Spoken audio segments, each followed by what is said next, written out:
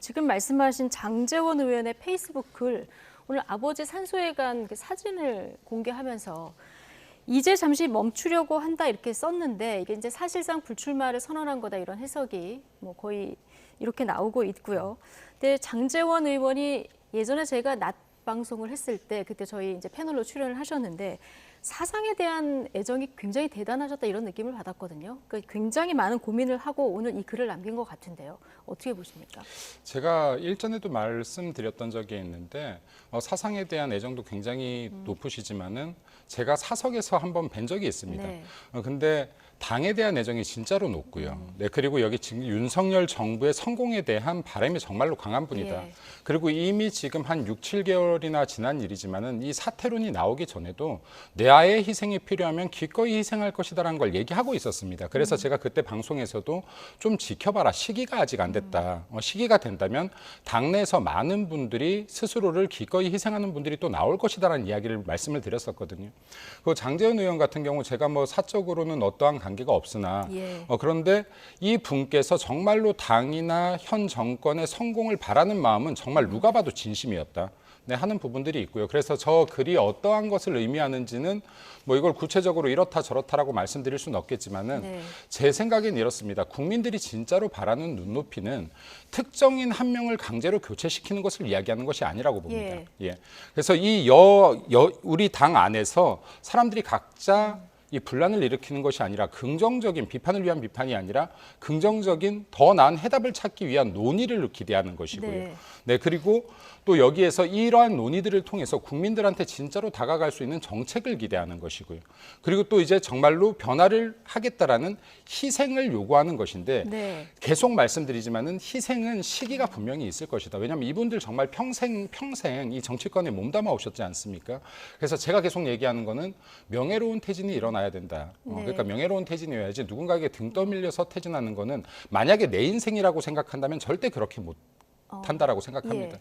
그래서 남의 일로 보는 것이 아니라 우리 모두의 일로 보고 충분히 존중한다라고 하면 국민들께 감동하는 절차들이 계속 이렇게 일어날 수 있을 것이다라고 예. 생각됩니다. 알겠습니다. 네. 명예로운 퇴진. 근데 이게 명예로운 퇴진에 국민들이 좀 바뀌어야 된다라고 요구하는 그 시점에 어떻게 보면 결단을 내린 것도 명예로운 퇴진이 될 수도 있는데 오늘 장제원 의원이 자 이런 글을 쓰면서 사실상 이제 삿발을 내디뎠는데요. 혁신위에서 요구한 부분이 이제 중진, 영남 그리고 대통령과 가까운 의원들의 험지 혹은 불출마 선언 아니겠습니까? 자, 김기현 대표 포함해서 앞으로 더 나올까요? 지켜보자고 하셨는데. 네, 어떤 분들이 나올지 모르나 분명히 더 나온다. 왜냐하면 지난 총선을 비추어봐도요. 이거 확인해 보시면 실제 당시의 미래통합당에서 굉장히 불출마가 많이 이어졌습니다. 네. 네, 그리고 그 시기가 통상 1월 정도 되었습니다. 예. 네, 그리고 본인들의 불출마를 결정하는데 내 인생을 어떻게 이게 하루 이틀 고민으로 이걸 결정할 수가 있겠습니까? 네, 그리고 이러한 부분들이 국민의 목소리라고 계속해서 어느 정도 호도가 되고 있는 것 같은데 국민들께서는 특정인을 교체해달라는 요구를 하고 계신 게 아니에요. 바뀌어야 된다. 예, 정치의 변화를 요구하고 있는 겁니다. 네, 정치의 변화를 요구하고 있는 것이고 이것은 되려 야당에서의 공격 포인트로 계속 니네 왜 안 바꿔 하고 있는 것이지 국민 진짜 목소리가 사람을 어떻게 바꾸는 거겠습니까? 정치가 변하고 정치가 앞으로 나가는 요구를 예. 하고 있는 것이죠. 네. 네. 자, 국민들의 그럼 눈높이에서 김기현 대표의 액션은 언제 취해질지 이 부분 굉장히 주목이 되는데요. 지난 주말 사이에 당 중진들 중심으로 해서 직접적으로 김기현 대표 사퇴를 요구하는 목소리들이 분출했죠. 자, 이 목소리를 내부 총질로 보는 반응도 적지 않았는데요. 하태경, 박정하 두 분 의원 목소리 듣고 오시겠습니다. 제가 이제 김기현 대표 앞에서 무릎 꿇고 빌고 싶은 심정인데요. 근데 그동안 김 대표가 보여준 모습이 혁신을 거부하는 정도가 아니라 심지어 방해까지 하면서 사실상 민주당의 엑스맨이 됐어요. 민주당 지지자들이 김 대표가 계속 대표하면 땡큐, 만수무강을 기원한다, 뭐 이런 지금 조롱을 하고 있는 단계거든요. 이런 이틀 주장하셨던 분들을 결리보다도 그 수준이 넘어서 탐살이 이 수준까지 간 듯하고 본인들이 당을 위해서 희생과 헌신을 먼저 생각해야 되는 분들이 그런 말씀을 하는 거라 저는 선뜻 이해하기가 좀 어려운 상황입니다. 네. 민주당의 엑스맨 공격에 사사로운 이익을 탐한다 이런 네. 또 반격까지 듣고 오셨는데 서병수 의원 같은 경우는 이 모양 이 꼴로 계속 가면 필패한다. 이제 결단해야 될 때다. 자, 이런 글을 남기기도 했습니다. 네. 반면에 네. 국민의힘 초선 의원들은 이제 김기현 대표에 대해서 이제 옹호하는 네. 그런 분위기인데 단톡방에서 이제 자살 특공대 이런 글들도 나왔더라고요. 네. 그래서 이거 어떻게 바라보고 계십니까? 그러니까 국민의 눈높이 우리 계속 얘기하잖아요. 누가 사사로운 이익을 탐하는 것이라고 국민들은 생각할까요? 예? 지금 당의 공천 권한을 조금이라도 더 가지고 영향력을 행사하는 사람에게 쓴소리를 하는 사람들이 사사로운 이익을 탐한다고요? 어떻게 탐하죠? 방법 좀 알려주세요. 그렇게 하면서. 가서 조금이라도 아부하고 얼굴 도장 찍고 듣기 좋은 소리 하는 사람들이 사사로운 이익을 더 탐하는 방법 아닐까요? 저는 당연히 그렇게 보이는데 예. 저는 박정화 대변인께서 선뜻 이해하기 어렵다고 얘기했는데 박정화 대변인의 말을 선뜻 이해하기가 어렵습니다. 저는 제가 뭐 네. 초등학교부터 정상적으로 다 잘 다닌 것 같은데 정상적인 교육으로는 저런 이야기를 이해하기 네. 어려운 것인지 잘 모르겠습니다만은 네. 자 보십시오. 권력의 속성이라는 거는 똑같습니다. 권력적으로 고개를 조아리는 네. 쳐다보는 그 빛을 향해서 쳐다보는 그런 쪽에 더 혜택이 가해지기 마련이에요. 쓴 소리를 하는 사람에게 네. 혜택을 가하는 사람은 대인인 겁니다. 대인. 왜냐하면 권력자는 자기가 불편하려고 하지 않아요. 대부분. 예. 그러면 권력자가 불편하지 않기 위해서 점점 국민들은 불편해지는 겁니다.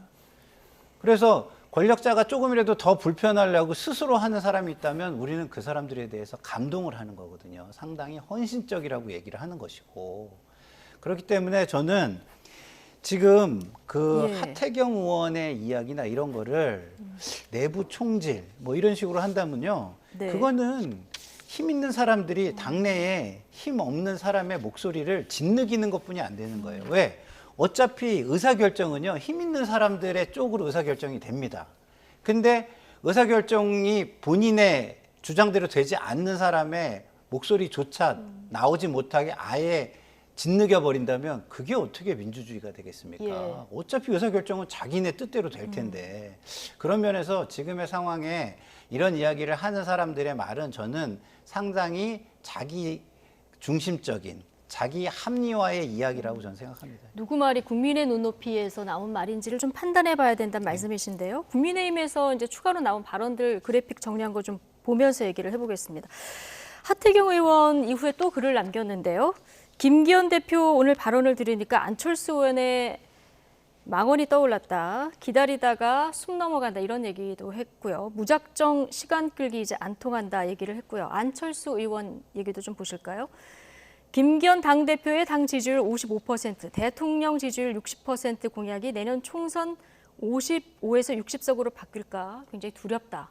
나경원 전 의원, 이대로 혁신 쇄신안이 없이 간다면 내년 총선은 어려울 것이다.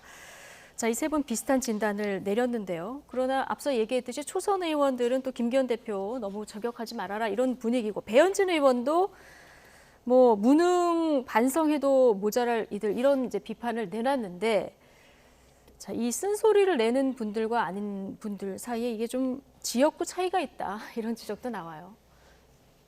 지역구 차이도 있겠지만요. 네. 이게 정치적 입장이 다르다라고 봅니다. 예를 들어서 이제 아까 박사님께서 소리를 내지 않는 사람들이 권력에 더 이렇게 붙는 쪽이다라고 했는데 그렇다라고 하면 민주당의 약 160여 명의 의원들 비명계를 제외하고는 다 권력에 붙어서 지금 이제 고개를 낮추고 사리사욕만 얻는 사람들인 것 같아요. 근데 저는 약간 이 관점은 좀 다르게 봅니다. 뭐냐면 얼마든지 목소리 낼 수 있습니다. 근데 제가 항상 비판하는 것은 무엇이냐면 당 내에서 먼저 건전한 목소리를 내지 않고 방송에 나가서 먼저 얘기하는 거예요. 이것은 사익을 위한 비판이다. 비판을 위한 비판이다. 예를 들어 당 내에 이런 부분이 잘못됐습니다. 이런 부분에 개선이 필요합니다. 당 내에서 정말로 목소리를 내려면 용기가 필요합니다. 방송보다 훨씬요. 네, 방송이 쉽습니다. 방송에 나와서 먼저 얘기하는 것이. 근데 이러한 선행 노력들을 했느냐.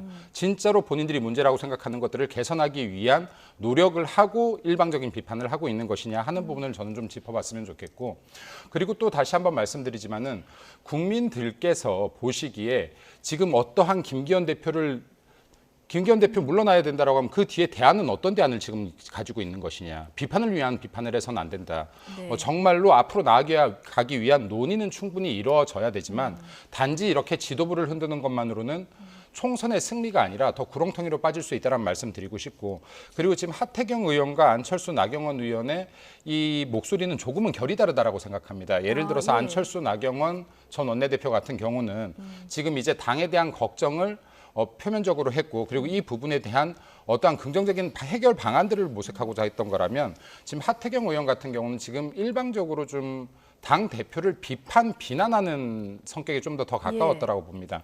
그래서 지금 하태경 의원 같은 경우에 제가 어떤 방송에서 작게도 비난해 본 적이 예. 없는데요.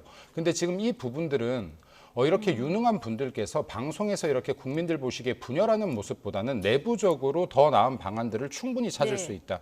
네, 그리고 내부적으로 진짜 방안들을 좀 찾아 나가는 길을 택하셨으면 좋겠다라는 생각이 알겠습니다. 듭니다. 네. 근데 배현진 의원 앞서 비판한 배현진 의원 같은 경우는 국민의힘에서 좀 험지가 아닌 그렇죠. 지역이고요. 근데 수도권 의원들은 지금 지난번에 네. 국민의힘 자체 분석 결과도 나왔기 때문에 굉장히 네. 좀 좌불안석인 이런 상황 아니겠습니까? 그렇죠. 예. 저도 예. 실제로 뭐 현장에서 뛰는 사람들을 뭐 우리 당 사람들만 보는 게 아니라 네. 국민의힘 사람들을 보게 돼요. 우연찮게 마주치게 돼요. 이쪽 분야에 제가 종사를 하다 보니까. 그럼 그분들이 그런 얘기 해요. 실제로 희생이라는 게 인류한 혁신이가 얘기한 그 가진 자들을, 그러니까 가진 분들의 희생이 이루어지지 않으면 우리 선거하기 힘들다. 그것만이 지금 희망이다. 그거 기다리고 있다. 이런 얘기 실제로 저한테도 하거든요. 그게 현장의 목소리예요. 뭐 근데 그것을 만약에 안 들린다라고 말한다면 제가 볼 때는 애써 안 듣는 것이 안 듣는 것이지 안 들리는 것이 아니다라고 저는 생각을 하고요. 예. 좀 아까 우리 대변인님께서 당내에서 목소리를 낸다고 말씀하셨는데 어떻게 내죠? 어떤 제도가 있나요? 저는 당내에서 목소리를 그렇게 유의미하게 효과적으로 낼 수 있는 제도가 뭐가 있는지 잘 모르겠어요. 예, 어떤 제도가 있는지 잠깐. 예를 들면 지금 저도 며칠 전에 당대표를 만났습니다만은 당대표 문이 항상 열려져 있고요, 우선. 네. 네, 최고위원들 누구나 만날 수 있습니다. 당내가 이렇게 폐쇄적이지가 않아요. 그러면 이런 문제들이 있다, 이런 부분들을 개선해야 된다라는 말을 충분히 의견 개진을 할 수 있다라고 네. 보고, 그리고 이제 이러한 부분들도 당대표 물러나라가 아니라 지금 이거를 방송에서 나가면 이거 공격이지 않습니까? 네. 일방적인 공격인데 당대표한테 이런 목소리도 있습니다. 충분히 내부적으로 얘기할 수 있는 사안들이라는 거죠. 네, 그래서 이러한 절차들을 거쳐보고 했느냐 안 했느냐 굉장히 중요합니다. 제가 이 부분들 정치인들이요. 예. 나와서 그냥 얘기하는 경우 많지 않습니다. 그럼 지금 이러한 중요한 시점들에 본인들이 발언을 하는 것에는 당연히 정치적인 의도들이 분명히 있는 것이라고 봐야지 맞죠. 알겠습니다. 대변인으로서. 네, 예. 참 네네. 대변인이시니까 하는 말씀 같아요. 당 대표가 열려 있어서 언제든지 볼 수 있다. 예. 당원이 몇 명인데 그게 가능하겠습니까? 말씀이 이분들 안 일반 되는 당원이 얘기고요. 아니죠. 지금 중요한 직책들을 맡고 있으니까. 아니 저희가 그리고, 이제 예. 민주당 얘기도 해야 되고요. 네네. 그래서 제가 특검 좀 얘기도 더 해야 말씀을 돼서. 드리면 마무리를 하면 마무리 짧게요. 예, 마무리를 예. 하면 이런 겁니다. 그래서 이런 얘기를 하면은 공백을 만드는 거다. 대안 없이 이렇게 얘기하는데요. 우리 정치 저 한 20년 가까이 여기 있었거든요. 네. 정치에서 공백이라는 거는 그냥 가진 분들이 쓰는 표현이에요. 그 공백은요, 모든 사람의 욕망의 종착지입니다. 그게 생기면 그게 왜 안 메워져요? 금방 메워져요. 경쟁을 통해서. 네. 그렇게 말하는 것 자체가 본인의 기득권을 지키기 위해서 하는 이야기입니다. 짧게 한마디만 더 하면요. 정말 짧게. 마지막입니다. 예. 불과 한 달도 안 돼서요. 그 전에 장제원 의원이 이런 발언을 할 거라고 아무도 예상하지 않고 계속 압박을 가했습니다. 제가 그때 뭐라고 했냐면 기다리십시오. 아직 시기가 안 됐습니다. 근데 지금 이런 발언이 나와요. 제가 네. 지금도 얘기하는데 기다리십시오. 왜냐하면 이 분들도 내 인생 모두가 다 묻어 있다니까요. 여기에 정말 이게 내 인생이라고 생각되면 어떤 누구도 이렇게 쉽게 이야기하지 못합니다. 그러니까 기다리시면 알겠습니다. 국민들이 만족할 어떠한 감동 분명히 보여주실 거라고 네, 생각합니다. 알겠습니다. 네. 자, 장제원 의원이 오늘 희생의 신호탄을 좀 쏘는 것처럼 들리는 글을 남겼고 앞으로 혁신에 대해서 이제 동참하는 의원들이 나올지 좀 천천히 지켜보자는 말씀까지 들어봤고요.